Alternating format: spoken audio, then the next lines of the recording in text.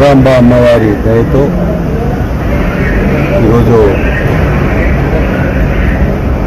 శబరమ్మ భారీ మెజార్టీతో నంద్యాల పార్లమెంటుకు ఎన్నిక కావడం, ఆ మొక్కుబడి తీర్చుకునే దానికి ఈరోజు ముఖ్యంగా ప్రజలను ఆనాడు 2019లో అనుకుని మూల మాయమాటలు చెప్పి అధికారాన్ని చేజిక్కించుకొని ఆంధ్రప్రదేశ్ను చిన్నాభిన్నం చేసినటువంటి జగన్మోహన్ రెడ్డి ఆ ప్రజలే బుద్ధి చెప్పారు. ఎవరైతే అందలం ఎక్కించారో అన్నారు నమ్మి ప్రజలే బుద్ధి చెప్పి ఈరోజు 11 సీట్లకు సిగ్గుండాలి, రాజకీయాల నుంచి విరమించుకోవాలి. 11 సీట్లకు విధించి పారేసారు. ఆయన తండ్రి వైఎస్ రాజశేఖర్ రెడ్డి ఆయన దాదాపుగా ముఖ్యమంత్రిగా ఉన్నప్పుడు మరి ఈ రాష్ట్రానికి అంటే ఉమ్మడి రాష్ట్రానికి మంచి జరిగింది. ఈయన యాక్చువల్గా చాలామందికి తెలియని విషయం ఏమంటే తన కొడుకు స్వయాన కొడుకు జగన్మోహన్ రెడ్డిని నమ్మలేదా వైఎస్ రాజశేఖర్ రెడ్డి. ఈయన ఏమి తెచ్చి పెడతాడో, ఏ రకంగా మరి చెడ్డ పేరు తెస్తాడో అని బెంగళూరులో పెట్టాడు. బెంగళూరులో ఉన్నటువంటి వాడు యాక్సిడెంట్లో చనిపోతే వెంటనే హైదరాబాద్కు వచ్చి ముఖ్యమంత్రి కావాలని సంతకాల సేకరణ చేయడం మొదలుపెట్టాడు. నమ్మకం లేదు కొడుకు మీదనే ఆనాడు. వైఎస్ రాజశేఖర రెడ్డికి ఈయనకు నక్కకు నాగలోకానికి ఉన్నంత తేడా ఉంది. సర్వనాశనం చేసిపోయినాడు ఆయన. పోతూ పోతూ ఈ ఆంధ్రప్రదేశ్ను దివాలా స్థాయికి చేర్చి ఈరోజు ఆయన మరి ఎవడు కక్ష ఉన్నటువంటి వాడు, పగ ఉన్నటువంటి వాడు కూడా ఈ రకంగా ఒక రాష్ట్రాన్ని దెబ్బతీయడు. ఆయన దెబ్బతీశాడు.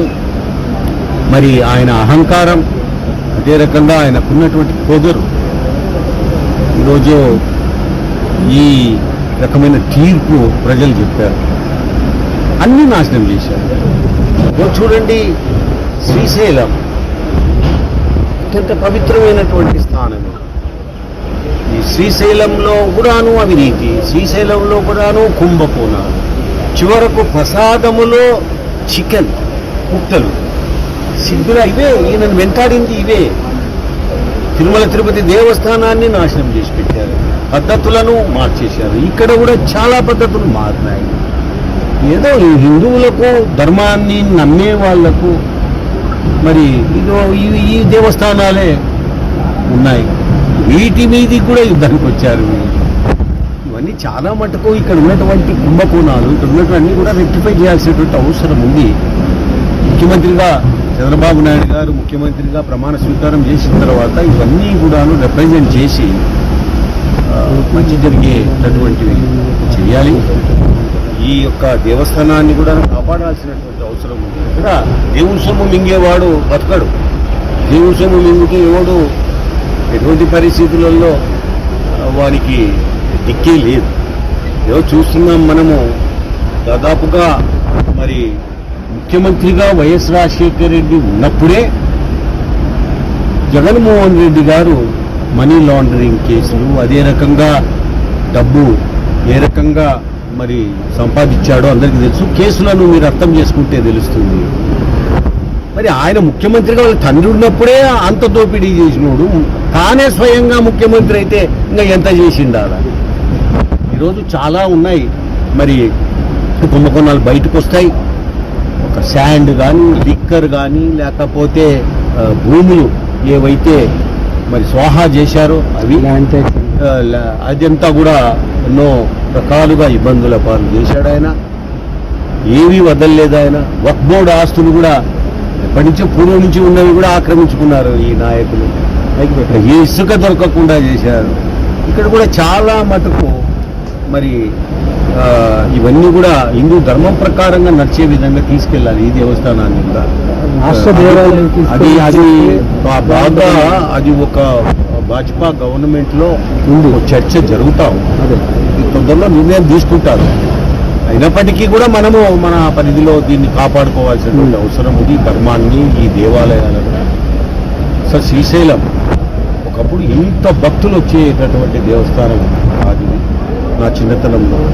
ఇప్పుడు ఆల్ ఇండియా లెవెల్లో తిరుపతికి ఏ రకంగా మరి నమ్మకంతో వస్తున్నారు ప్రపంచవ్యాప్తంగా ఉన్నటువంటి భక్తులు, శ్రీశైలానికి వస్తున్నారు. ఇది ఆగదు. ఈ సమానంగా మరి ఏదైతే ఇప్పుడు తిరుపతి డెవలప్ అయిందో ఆ స్థాయిలో ఇది కూడా డెవలప్ అయ్యేటటువంటి, చాలా స్వల్ప వ్యవధిలో డెవలప్ అయ్యేటటువంటి కూడా ఉంది. శబరిమ్మకు ఒక రిప్రజెంటేషన్ పిఎంకు ప్రధానమంత్రికి ఇవ్వమని చెప్పబోతున్నాం. అదే రైల్వే లైన్ ఇక్కడ ఒకటి ఏర్పాటు చేయాలి. అదే రకంగా ఒక ఎయిర్పోర్ట్ కూడా ఒకటి ఏర్పాటు చేయాలి. ఇక్కడ రైల్వే లైన్ ఒకటి, అదే రకంగా ఎయిర్పోర్ట్ కూడా ఈ దేవస్థానానికి ఏర్పాటు చేయాలన్నట్టు చెప్పి ఒక డిమాండ్తో లెటరు తొందరలోనే రాస్తానని చెప్పింది నాతో. తప్పక ఇవి నెరవేరుతాయి. ఈరోజు ఒక ఎయిర్పోర్ట్ వచ్చిందంటే ఇంటర్నేషనల్ లెవెల్లో ఉన్నటువంటి భక్తులు వస్తారు. అదే రకంగా రైల్వే లైన్ ఏదైతే ఉందో దాన్ని కనెక్ట్ చేస్తే చాలా ఉపయోగం, అది పేద భక్తులు రావడానికి కానీ. కాబట్టి ఇవన్నీ కూడా ఆగవు. శ్రీశైలం తిరుపతి దేవస్థానానికి సమానంగా అభివృద్ధి చెందేటటువంటి పరిస్థితులు తీసుకొస్తారు. ఎందుకంటే శ్రీశైలం కూడాను మరి శబరమ్మ నంద్యాల పార్లమెంటులో భాగంగా శ్రీశైలం కూడా ఉంది. దీన్ని మనం తప్పకుండా చేసుకోవాల్సినటువంటి అవసరం ఉంది అని చెప్పి తెలియజేస్తున్నా. మరి చెరపకురా చెడుదు అని చెప్పి ఓ సామెత ఉంది మనకు. చెడగొట్టాడు అంతా చెరిచాడు, చెడిపోయినాడు జగన్. భ్రమరాంబ అమ్మవారి దయతో ఈరోజు శబరమ్మ భారీ మెజార్టీతో నంద్యాల పార్లమెంటు ఎన్నిక కావడం, ఆ మొక్కుబడి తీర్చుకునే దానికి ఈరోజు ముఖ్యంగా ప్రజలను ఆనాడు 2019లో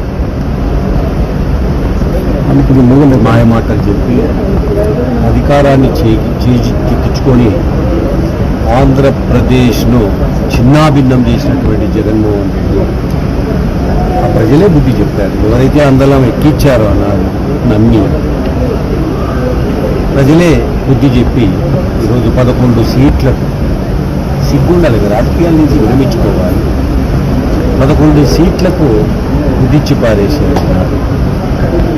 ఆయన తండ్రి వైఎస్ రాజశేఖర్ రెడ్డి ఆయన దాదాపుగా ముఖ్యమంత్రిగా ఉన్నప్పుడు మరి ఈ రాష్ట్రానికి, అంటే ఉమ్మడి రాష్ట్రానికి మంచి జరిగింది.